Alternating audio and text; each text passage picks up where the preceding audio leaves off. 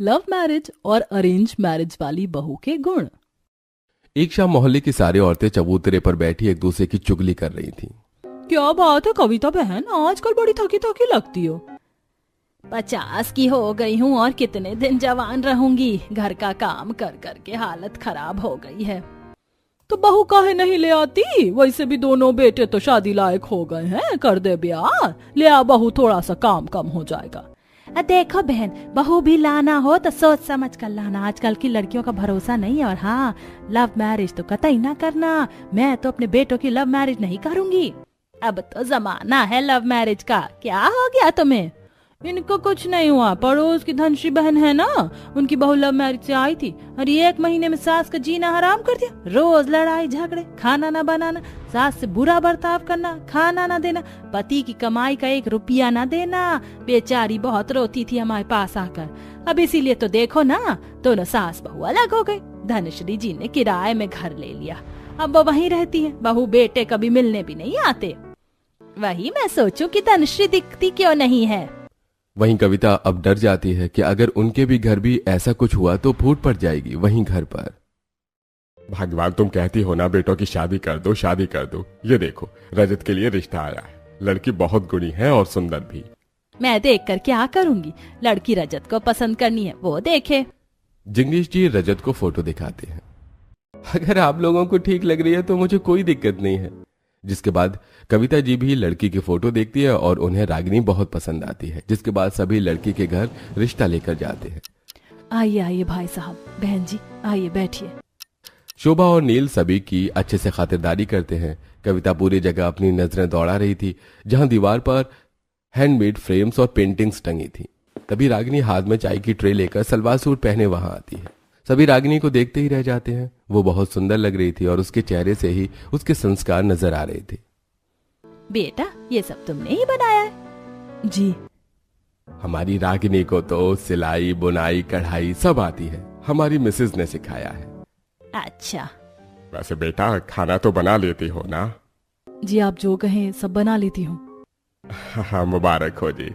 अब हम समझे हुए, मिठाई लाओ। जी भाई साहब। रागिनी के पापा मिठाई लाकर सबका मुंह मीठा कराते हैं। रागिनी की बात सुनकर सभी इंप्रेस हो जाते हैं और रागिनी और रजत का रिश्ता पक्का हो जाता है। ऐसे दिन बीतते हैं और कुछ ही दिनों में रागिनी और रजत की धूमधाम से शादी हो जाती है और रागिनी बहू बनकर ससुराल आ जाती है, जहां सास बहू का अच्छे से स्वागत करती है। वहीं अगले दिन कविता जी के कहने के पहले ही रागिनी उठकर सारा काम कर लेती है और पहली रसोई की तैयारियां भी शुरू कर देती है। अरे बहू, इतनी जल्दी सब काम हो भी गया? जी मम्मी जी, छोले बन गए, पनीर बन गया, पुलाव और नान और लच्छा पराठा भी बन गया, दाल भी पक गई। अब बस खीर बना रही हूँ और नाश्ता ऑलरेडी टेबल पर लग गया है। अरे वाह, अरेंज मैरिज वाली बहू को लाने का फैसला करके मैंने बिल्कुल सही किया। कविता जी डाइनिंग टेबल पर जाती है, जहां सैंडविच, पराठे और चाय रखी हुई थी। साथ में हल्के फुल्के सलाद थे। इतनी सुबह तो मम्मी भी नाश्ता नहीं बना कर देती, भाभी तो सुपर है। वाह बहू, मजा आ गया। बहुत बढ़िया नाश्ता है। सभी चाव से नाश्ता करते हैं। वहीं खाने के समय भाभी की पहली रसोई के खाने से तो अच्छी खुशबू आ रही है। क्या क्या बनाया है बहू तूने? पापा जी, पनीर, छोला, पुलाव, नान और खीर बनाया है। अरे वाह भाभी, पहले तो बढ़िया सा नाश्ता मिल गया और अब इतना लजीज खाना। मजा ही आ गया। वाह, हमें तो लक्ष्मी जैसी बहू मिल गई। ले बहू, तेरी पहली रसोई का नेग। सभी रागिनी को पहली रसोई का नेक देते हैं तो वो बहुत खुश होती है। ऐसे ही दिन बीतते हैं। धीरे धीरे रागिनी अपने ससुराल में एडजस्ट हो जाती है। वहीं ससुराल में सभी उसे खूब मानते, क्योंकि रागिनी हर काम में कुशल थी और वो हर काम जल्दी कर लेती, कभी किसी को शिकायत का मौका नहीं देती। रागिनी, मेरी शर्ट की बटन टूट गई है, अब मैं क्या पहनूं?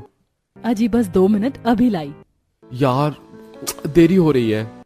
बस आ गई, इधर आओ। फिर रागिनी रजत की शर्ट की बटन लगाती है। अरे वाह, इतनी जल्दी तो कोई दर्जी भी काम ना करके दे। You are super. ये तो नॉर्मल है जी। रागिनी अपने मायके में बड़ी ही बंदिशों में पली बड़ी थी। उसने घर वालों के दबाव में हर काम सीखा था, जिसके कारण अब ससुराल में उसकी खूब सराहना होती है। लेकिन क्या रागिनी ऐसे ही है या उसका कोई और भी रूप है, ये तो आपको स्टोरी एंड तक देखने के बाद ही पता चलेगा।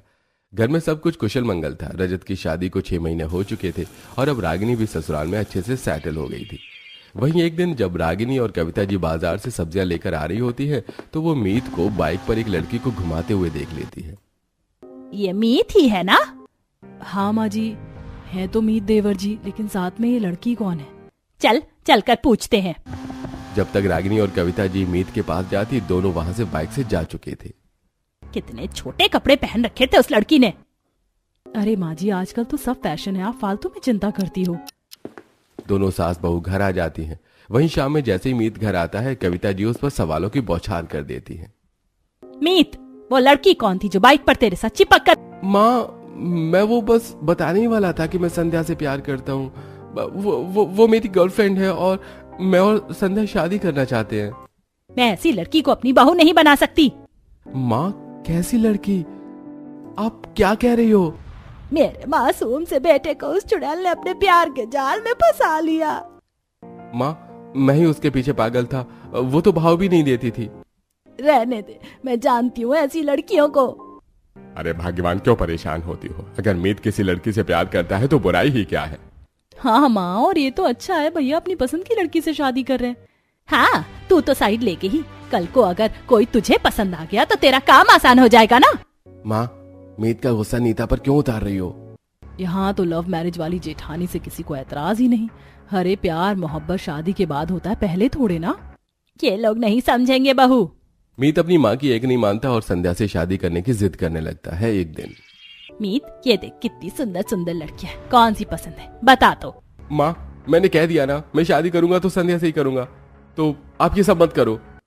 मीत किसी की एक नहीं सुनता, जिसके कारण घर वालों को उसकी बात माननी पड़ती है और संध्या के घर उसे देखने जाते हैं सभी। नमस्ते बहन जी, आइए अंदर आइए।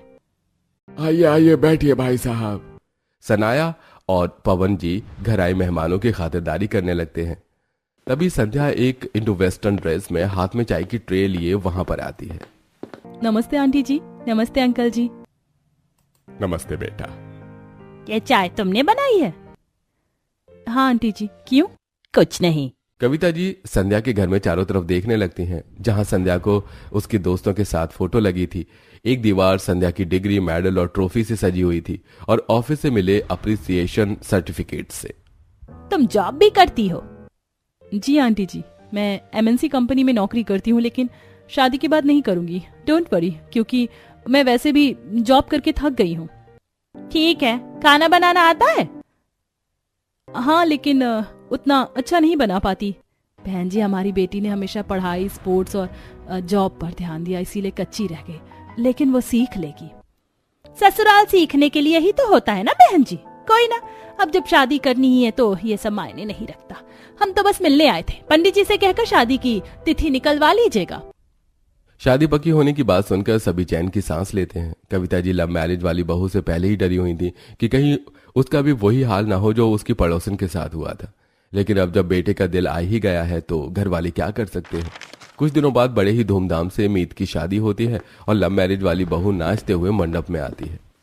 मेरे सैया सुपरस्टार, मेरे सैया सुपरस्टार, मैं फैन हुई इनकी, मेरे सैया सुपरस्टार। देख रही हो माँ जी कैसे नाच रही है देवरानी जी। हमारे यहाँ तो बेटियों का इतना बैकलेस ब्लाउज पहनना भी अलाउड नहीं है, शादी में नाचने की तो बात ही छोड़ दो। कविता जी अंदर ही अंदर गुस्सा हो रही थी, लेकिन आसपास का माहौल देखकर शांत हो जाती हैं। वंस मोर भाभी, बहुत बढ़िया परफॉर्मेंस थी। थैंक यू ननद जी। फिर संध्या और मीत का जयमाला होता है और फिर शादी, जिसके बाद संध्या की विदाई होती है और संध्या विदा होकर ससुराल आ जाती है, जहां सास कविता संध्या का भी वैसे ही स्वागत करती है जैसे उन्होंने रागिनी का किया था। बहू, नए घर में तुम्हारा स्वागत है। तुम भी वैसे ही मेरी बहू हो जैसे रागिनी। तो बेटा, आपसे ध्यान रहे कि दोनों बहुओं के इस घर के प्रति समान कर्तव्य है और इसमें चूक नहीं होनी चाहिए। जी माँ जी। संध्या सभी के आशीर्वाद लेती है। खुश रहो बहू, सदा सुखी रहो। जिसके बाद रागिनी और नीता संध्या को उसके कमरे में ले जाती हैं। रात में क्या हुआ, बड़ी उदास लग रही हो? माँ जी ने पहले ही दिन इतनी सख्त हिदायत दे दी है कि अब डर लग रहा है। मीत, सब अच्छा तो होगा ना? अरे बिल्कुल चिंता मत करो, सब ठीक है। माँ को लव मैरिज से दिक्कत थी इसलिए वो नाराज है, धीरे धीरे मान जाएंगी। अब तुम पर डिपेंड करता है कि तुम उन्हें कैसे मनाओगी। मैं पूरी कोशिश करूंगी। संध्या को मायके में देर तक सोने की आदत थी, जिस कारण ससुराल में भी उसकी आंख नहीं खुल पाती। 8 बज गए लेकिन मेम साहब का उठने का समय नहीं हुआ। छोटी बहू उठो। सास की आवाज से बहू की नींद खुलती है और वो जल्दी से तैयार होकर बाहर आती है। संध्या ने एक स्टाइलिश साड़ी के साथ स्लीवलेस ब्लाउज कैरी किया था। एकदम बेढंगी है, मेरी रागिनी को देख कैसे ढंग के कपड़े पहनती है। हाँ, माफ करना माँ जी, अगली बार से ध्यान रखूंगी। कविता किचन में जाती है जहाँ चाय नाश्ता पहले से तैयार था। देख लो, मेरी रागिनी ने चाय नाश्ता भी बना दिया। अब दोपहर में तुम अपनी पहली रसोई करना। जी माँ जी। सुबह में तो जिठानी ने नाश्ता बना दिया था। वहीं नाश्ते के बाद संध्या रसोई में जाती है और अपनी पहली रसोई की रस्म करने के लिए। आज सबके लिए कुछ बढ़िया सा बनाती हूँ, क्यों ना सबके लिए बकलावा बनाऊं, कुछ अलग रहेगा, सब खुश हो जाएंगे। क्या बना रही है बहू? माँ जी, आप जो कहें वो बना दूंगी। ठीक है, एक काम कर, खाने में मशरूम की सब्जी, पनीर भुर्जी, लच्छा पराठा, मटर पुलाव और घी के पराठे बना ले और साथ में मीठे में रसगुल्ला। संध्या इतना सारा खाने का नाम सुनकर ही हैरान हो जाती है। सास के जाते ही, मैंने तो कभी ढंग से दाल चावल नहीं बनाया, इतना सारा खाना कैसे बनाऊं? आइडिया, यूट्यूब से देखकर बनाती हूँ। फिर संध्या यूट्यूब चालू करती है और उसमें देखकर सास के कहे अनुसार खाना बनाने लगती है। लेकिन उसने पहले कभी इतना सारा खाना नहीं बनाया था, ना ही उसे खाना बनाना आता था, जिस कारण उसे खाना बनाने में बहुत समय लग जाता है। भाभी, खाना कब मिलेगा? भूख लगी है। अभी लाई। आज का खाना रात में ही मिलेगा लगता है। संध्या जल्दी जल्दी रसोई में हाथ चलाकर काम करने की कोशिश कर रही थी। थोड़ी देर बाद संध्या टेबल पर खाना लगा देती है। आज खाने में बस मशरूम की सब्जी और रोटी। आज तो बहू की पहली रसोई है ना। पापा जी, मैंने कभी खाना नहीं बनाया था ना, तो इसलिए यूट्यूब देखकर सब्जी बनाने में ही बहुत समय लग गया। वैसे मैंने मीठे में बकलावा बनाया है, आप लोगों को पसंद आएगा। जो रसगुल्ले बोले थे उसका क्या हुआ? संध्या सास की बात सुनकर परेशान हो जाती है। लगता है देवरानी जी के मुंह में रसगुल्ले जम गए। माँ जी, मुझे नहीं आता बनाने, इसीलिए मैंने बकलावा बना दिया। सभी नई बहू के हाथ का खाना खाते हैं, वहीं जैसे ही वो पहला निवाला खाते हैं तो थूक देते हैं। संध्या, ये क्या किया तुमने? सब्जी में इतना नमक, पूरा डिब्बा पलट दिया क्या? माफ करना जी, मुझे अंदाज नहीं मिला। एक ही निवाला खाकर सभी का मुंह बन जाता है। और लाओ लव मैरिज वाली बहू। अरे कोई नहीं, रागिनी बहू तुम कुछ बना दो। हाँ रागिनी, लेकिन जल्दी करना। मैं बस अभी आई। रागिनी टेबल पर रखी सब्जी रसोई में ले जाती है और उसमें आटे की गोली डालकर सब्जी में और पानी डालकर उसे उबाल देती है, जिसके बाद सारी आटे की गोली सब्जी से निकाल देती है। अब आप लोग खाना खा सकते हो। अरे वाह भाभी, इसमें तो पता ही नहीं चल रहा कि नमक ज्यादा था। रागिनी बहू हर काम में एक्सपर्ट है, कुछ सीख लेना संध्या बहू इससे। सभी खाना खाने लगते हैं। आज एक गलती से संध्या की पहली रसोई पर सब उससे नाराज हो गए थे। सभी संध्या की पहली रसोई का गिफ्ट देकर उसे खाना खाकर वहां से चले जाते हैं। कुछ दिन ऐसे ही बीतते हैं। रागिनी सारा काम अकेले करती है। वहीं धीरे धीरे अब संध्या भी घर के काम करने लगी थी। एक दिन, भाभी, आज मेरा कॉलेज जल्दी है, मेरी शर्ट प्रेस नहीं हुई है अभी तक, जल्दी कर दो, असाइनमेंट सबमिट करने जाना है। मेरे हाथ में तो आटा लगा हुआ है। लाओ, मैं कर देती हूँ। संध्या नीता की शर्ट लेकर प्रेस करने जाती है। नीता ने कभी घर का काम नहीं किया था, न कभी प्रेस। आयरन का फ्लेम बहुत फास्ट होता है और संध्या को समझ ही नहीं आता कि शर्ट के लिए आयरन कितनी गर्म होनी जरूरी है, जिस कारण नीता की शर्ट संध्या से जल जाती है। भाभी, ये क्या किया आपने? दीदी, मुझे माफ कर दो, मुझसे गलती हो गई। आपकी गलती का क्या मैं अचार डालूं? मेरे कॉलेज में असाइनमेंट सबमिट करना था, मैं क्या करूं? बिना यूनिफॉर्म के मैं कॉलेज में नहीं जा सकती हूँ। नीता बैठकर रोने लगती है। वहीं जब रागिनी देखती है कि नीता की यूनिफॉर्म तो जल गई है तो, नीता, यूनिफॉर्म मुझे दो, मैं अभी आई। क्या होगा मेरी यूनिफॉर्म का? अब मैं असाइनमेंट नहीं सबमिट कर पाऊंगी, मैं फेल हो जाऊंगी। नीता बहुत परेशान हो रही होती है। वहीं रागिनी के पास नीता की यूनिफॉर्म से मिलता जुलता कपड़ा पड़ा था। रागिनी जल्दी से अपनी सिलाई मशीन पर बैठकर शर्ट से मिलते जुलते कपड़े को नीता की शर्ट पर चिपकाकर सिल देती है और उस पर से प्रेस कर देती है, जिसके बाद पता ही नहीं चल रहा था कि कपड़ा अलग से चिपकाया है या ये कभी जला था। भाभी, आप तो कमाल हो, ये अब एकदम पहले जैसी लग रही है। थैंक यू भाभी। नीता रागिनी से प्यार से बात करती है। वहीं संध्या की तरफ मुंह बनाकर चली जाती है। एक दिन, बहू, आज बाजार में ढेर सारे आंवले आए थे, मन बड़ा मचल गया आंवले देखकर, इसीलिए मैं खरीद लाई। इसका मुरब्बा बना देना। जी माँ जी। वहीं सास के जाते ही, भाभी, आप जब तक बर्तन धो रही हो मैं ये आंवले धो देती हूँ। ठीक है। संध्या बाल्टी में आंवले डालकर धोने लगती है। ये आंवले में कितने काले दाग हैं, ये बिल्कुल भी अच्छे नहीं लग रहे। क्यों ना मैं इन्हें सर्फ एक्सेल से धो लूं? सफेदी एक बार में कहता है ना वो। फिर संध्या बाल्टी में सर्फ एक्सेल और गर्म पानी डालकर सारे आंवले धोने लगती है। अरे बहू तू ये क्या कर रही है? पापा जी मुरब्बे बनाने हैं ना, इसीलिए आंवले को धो रही हूँ। बहुत दाग थे इसीलिए सर्फ एक्सेल डालकर धो दिए। ये सुनकर जिग्नेश भी हैरान हो जाते हैं। तभी रागिनी संध्या की करतूत देख लेती है। तुम एकदम बेकार हो। अरे ऐसे कोई निर्मल पानी में आंवला धोता है क्या? बेवकूफ लड़की। रागिनी गुस्से में अपनी देवरानी को सुना देती है और फिर आंवले को 3-4 पानी धोती है और सुखाती है ताकि उसका सारा निरमा निकल जाए। फिर वो उसमें मुरब्बा बनाती है। ऐसे कुछ दिन बीत जाते हैं। ठंडी का महीना आ रहा था। आजकल ठंड बढ़ गई है, अभी ठंडी आई भी नहीं और देखो कितना ठंडा लगने लगा। मैं आपके लिए स्वेटर सिल देती हूँ माँ जी। एक तू ही तो है मेरी बहू जो हर काम परफेक्ट करती है, बाकी सब तो निकम्मी है।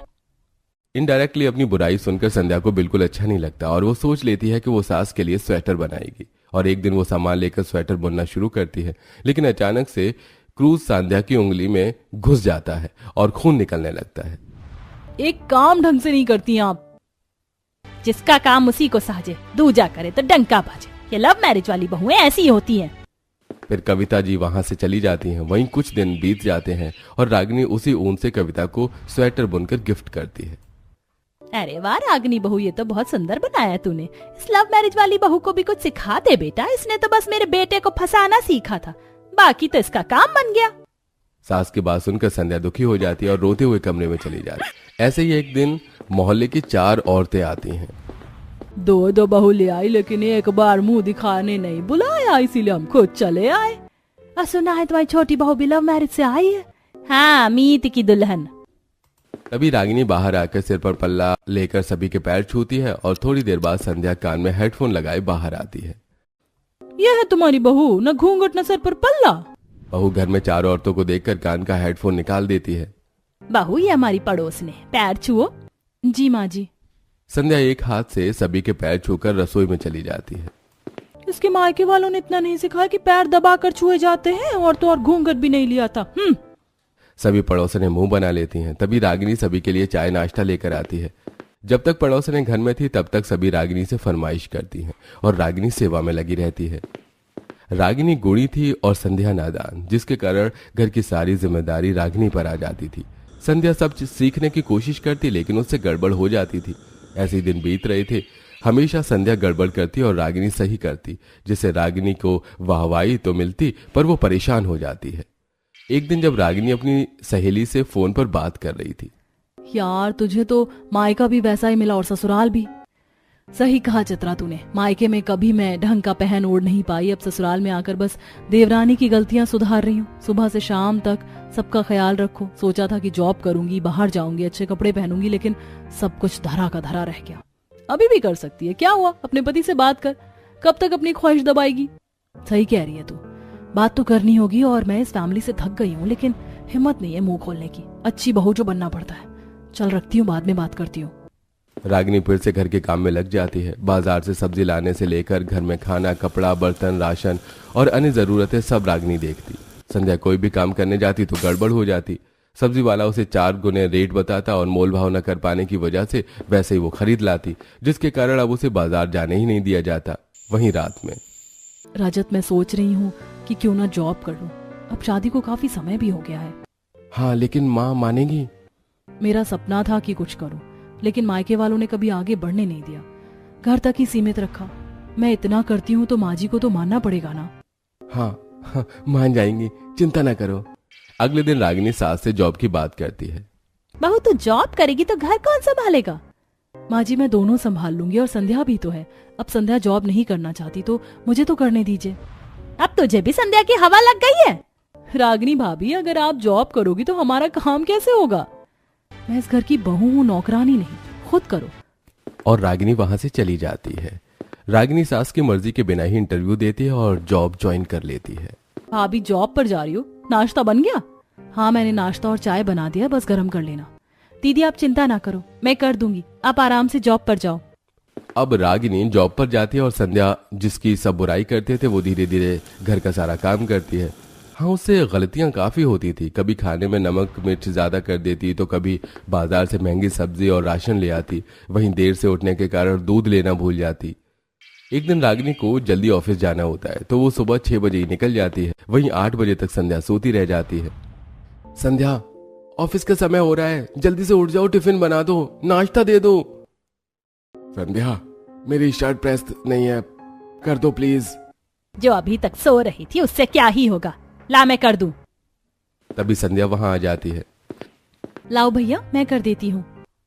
संध्या जल्दी से जेठ जी की शर्ट प्रेस करके देती है। वहीं सभी के लिए चाय नाश्ता तैयार करती है, लेकिन वो टिफिन नहीं बना पाती, जिसके कारण सभी को बिना टिफिन के ऑफिस जाना पड़ता है। एक बहू ठीक थी, उसके भी पर लग गए, और ये मैडम है कि इनसे तो कुछ होता ही नहीं है। ऐसे ही दिन बीत रहे थे। अब रागिनी भी कुर्ती और जीन्स में ऑफिस जाती है। पड़ोसने देखकर बातें बनाती हैं। देख रही हो तुलसी दीदी, अरेंज मैरिज वाली के गुण लव मैरिज वाली में नहीं गए, लेकिन लव मैरिज वाली के गुण अरेंज मैरिज वाली में आ गए। कैसे जीन्स पहनकर ऑफिस जा रही है, देखो तो। कविता जी के भी बुरे दिन शुरू हो गए, समझ लो। चाची, पहले अपना घर देख लो आप, फिर दूसरे को कहना। दोनों पड़ोसनों का मुंह बंद हो जाता है। ऐसे ही दिन बीत रहे थे। अब संध्या काम में ज्यादा गड़बड़ी नहीं करती। सुबह 6 बजे उठकर घर का सारा काम कर लेती है और सास को भी ज्यादा चिल्लाना नहीं पड़ता। एक दिन, माँ, नीता के लिए एक रिश्ता आया है, बहुत बढ़िया फैमिली है, अच्छे लोग हैं, कल आने के लिए बोल रहे हैं। हाँ, ये तो अच्छी बात है। ठीक है, बुला ले। अगले दिन जिग्नेश जी और कविता जी हॉल में मेहमानों के आने की तैयारियां करने लगते हैं और वहीं रागिनी पर्स उठाकर काम पर जाने लगती है। बहू, तू कहाँ जा रही है? जॉब पर माँ जी। सॉरी, लेकिन मैं बताना भूल गई, आज मेरी एक बहुत ही इंपॉर्टेंट मीटिंग है और जाना जरूरी है। इतना कहकर रागिनी चली जाती है। आज तो सत्यानाश हो जाएगा सब। वो बेसमझ संध्या कुछ कर तो पाती नहीं है, इज्जत जाने वाली है। रागिनी को भी पता नहीं कौन सा जॉब का भूत सवार है। आज तो मेरा रिश्ता टूटना पक्का है। धैर्य रखो, सब ठीक होगा। संध्या बहू, कुछ गड़बड़ मत करना आज। मीत और रजत बाहर से मिठाई ले आते हैं। वहीं संध्या मेहमानों के खाने के लिए नाश्ते में चाय, समोसे और साबूदाने का वड़ा बनाती है। वहीं खाने में खीर, पूड़ी, शाही पनीर और पुलाव, साथ में दम बिरयानी। कुछ देर में नीता को देखने के लिए रुद्र अपनी फैमिली के साथ आता है। सभी नाश्ता करते हैं, तभी नीता चाय लेकर आती है। आपकी बेटी बड़ी सुंदर है। नाश्ता बहुत स्वादिष्ट बना है। माफ करना, ये समोसे और वड़े के काफी शौकीन हैं। अरे, अब हम तो रिश्तेदार हैं, खाने में कैसी शर्म। और वैसे भी रुद्र बेटा, तुझे पसंद है ना नीता? जी पापा। थोड़ी देर बाद सभी बात करते हैं। वहीं, चलिए आप लोग खाना खा लीजिए। सभी खाना खाते और बहुत तारीफ करते हैं। वाह, क्या खाना बना है, बहुत दिन बाद इतना स्वादिष्ट खाना खाया, अच्छा लगा। हमारे यहाँ तो सब वर्किंग है, इसीलिए ऐसा खाना नहीं बनता है। जी, हमारी बहू ने बनाया है। वेल डन बेटा, बहुत स्वाद है खाने में। सभी खाना खाकर चले जाते हैं। वहीं रुद्र और नीता का रिश्ता पक्का हो चुका था। इस बात से घर वाले बहुत खुश थे। शाम में जब रागिनी घर आती है तो, क्या हुआ रिश्ते का? तुझे क्या, ननद का रिश्ता हो या ना हो, जा जॉब कर। रागिनी सास की बात सुनकर रुआंसी हो जाती है। माँ, ऐसा मत कहो, वो भी हमारे लिए ही काम कर रही है। आज संध्या ने हमारी इज्जत बचा ली। सब कितनी तारीफ कर रहे थे संध्या की। तो जब तक मैं घर में थी, मैंने भी घर संभाला ना। माँ जी, आपने हमेशा हम दोनों बहुओं के गुणों को देखा कि कौन बुरी है कौन अच्छी। अगर सराहना देकर सिखाने की कोशिश की होती तो हम दोनों में भेद नहीं नजर आता। एक जगह मुझे ये कहकर पीस दिया जाता कि अरेंज मैरिज वाली ज्यादा अच्छी है, और ये नहीं देखता कोई कि मैं कितनी मेहनत करती हूँ। मैंने हमेशा इस घर में अपनी जगह बनानी चाहिए और ये सोचा कि मैं एडजस्ट हो जाऊं, सीखने की कोशिश की, लेकिन आप लोगों ने हमेशा मुझे बुरा ही कहा। आज जब सिचुएशन बदल गई तो मैं बुरी हो गई और संध्या अच्छी। कल शायद हम अपनी जगह बदल लें तो फिर से मैं बुरी हो जाऊंगी दीदी। आज दोनों बहुओं के मन की भड़ास निकल गई थी। संध्या के मन का दर्द और रागिनी के सालों से चुप रहकर निस्वार्थ काम करने का दर्द सब बाहर हो गया था। वहीं कविता जी को भी एहसास होता है कि वो अगर दोनों को समान मानती तो दोनों के मन में कभी इतना भरता ही नहीं और न बहुएं प्रेशराइज होती। ऐसे ही दिन बीतते हैं। अब रागिनी, जिसे घूमना पसंद था, काम करना चाहती थी और जीन्स टॉप पहनना चाहती थी, वो जॉब करती है और अपने तरीके से रहती है। वहीं संध्या, जो काम करके बोर हो गई थी, वो घर संभालती और परिवार देखती। वहीं रागिनी ऑफिस के साथ घर की जिम्मेदारी नहीं बोलती, अपने कमाए पैसों से नंद की शादी में भी कंट्रीब्यूट करती है। वहीं शादी के कामों का सारा जिम्मा संध्या उठाती है और नीता की शादी अच्छे से हो जाती है। आज अगर तुम दोनों ना होती तो मेरी बेटी की शादी इतने अच्छे से कभी ना हो पाती। हमारी दोनों ही बहुएं गुड़ी हैं, सिर्फ हमें समझने में देर लग गई।